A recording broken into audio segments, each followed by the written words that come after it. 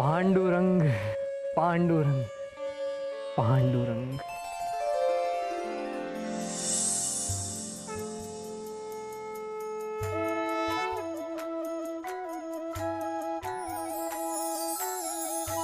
કહો સિદ્ધેશ્વર. હે મારા વિઠ્ઠલ, પ્રભુ તમારો ભક્ત તમને પૂછવા માંગે છે કે હા, મેં સાંભળ્યું. એમના મનમાં પ્રશ્ન ઉદ્ભવતાની સાથે જ એ મારા સુધી પહોંચી ગયો. એમને સંન્યાસી થવું છે ને? મને મેળવવા માટે સંસારને ત્યજી દેવો છે ને? તો એમને પણ તમે તમારી આ કલમ જ આપી દો અને એમને કહો કે એ જ છે એમનો મારા સુધી પહોંચવાનો માર્ગ. એ જ છે હરિ સુધીની દીવા દાંડી. કલમ? પણ પ્રભુ, કલમ કઈ રીતે માર્ગ બની શકશે? એમને તો હરિ સિવાયના કોઈ શબ્દોનું લેખન નથી આવડતું. આ કલમ તમારા સુધીનો રસ્તો કેવી રીતે ચીંધશે? સિદ્ધેશ્વર, આ કલમ જ એમનું કલ્યાણ કરશે. તમે એકવાર એમને આ કલમ આપો તો ખરા. તમારી ઈચ્છા શિરોમાન્ય. હું આપું છું ગોરા ભગતને આ કલમ ભેટમાં.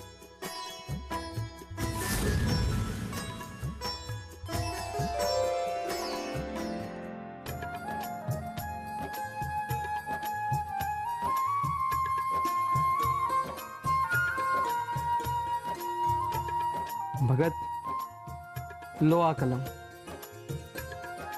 તમારા ભાઈબંધે કહ્યું છે કે આ જ તમારી દીવા દાંડી છે અને એ જ તમને એમના સુધી પહોંચવાનો રસ્તો બતાવશે. કલમ? પણ કઈ રીતે? હું કઈ સમજો નહીં. હું તો બિલકુલ અભણ છું. પણ એ તો ભણેલા છે ને, કંઈ હશે રહસ્ય એમની વાતમાં તો જ મને કહ્યું હશે ને. લો આ કલમ. અને હા, તમે મારું જીવન સાર્થક કર્યું છે એની પણ ભેટ સમજજો આ કલમ. લો ભગત, તમારા હાથ અડાડીને કલમને પાવન કરો અને હરિ તમારું જીવન પાવન કરશે.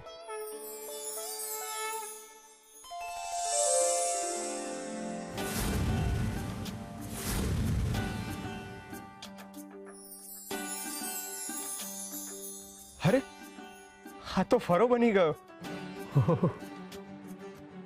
હરી હરી હરી હરી હરી.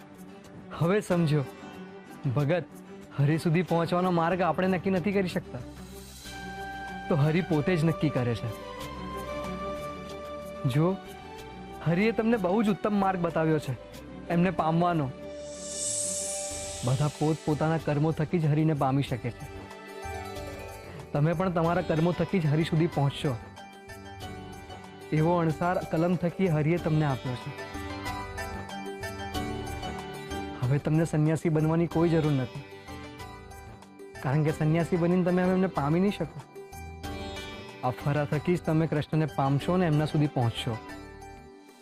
ભગત, તમે ગૃહસ્થ બનીને જ હરિને તમારા હૃદયના ઘરમાં રાખી શકશો. હરે કૃષ્ણ, હરે કૃષ્ણ. હરે કૃષ્ણ મહારાજ. હવે હરિની વાત તો કેમની ટળાય. મને આ સંસારમાં હરિ સિવાય બીજી કોઈ વાતમાં રસ નથી. મારા મનમાં આખો દી હરિ હરિ ને હરિ જ ઘૂમે છે. હરે કૃષ્ણ, હરે કૃષ્ણ.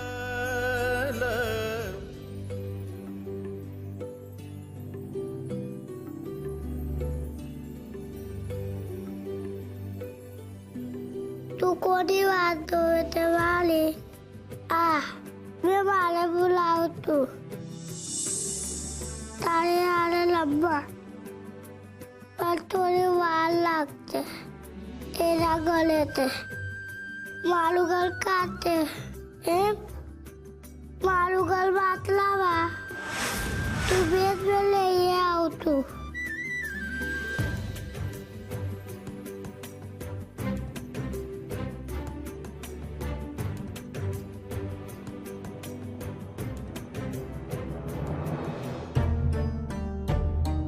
પૂરાથી ભૂલ થઈ છે તુલસીબો. એના પગ નીચે બાળક આવી ગયો કઈ નાનો અપરાધ નથી, પણ તમારા અબોલા એને પીડા આપી જ રહ્યા છે. તમારા તરફથી મળતી પીડા એના હૃદયને છૂંદી જ રહી છે તુલસીબો. જો એ અપરાધ ભાવમાં આવી જશે ને તો એ પોતાને ક્યારેય માફ નહીં કરી શકે. એટલે તમારે એને માફી આપવાની શરૂઆત કરવી જ પડશે.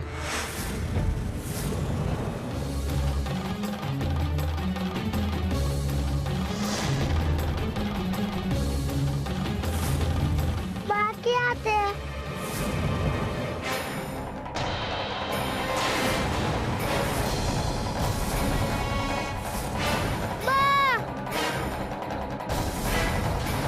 શું થયું બેટા?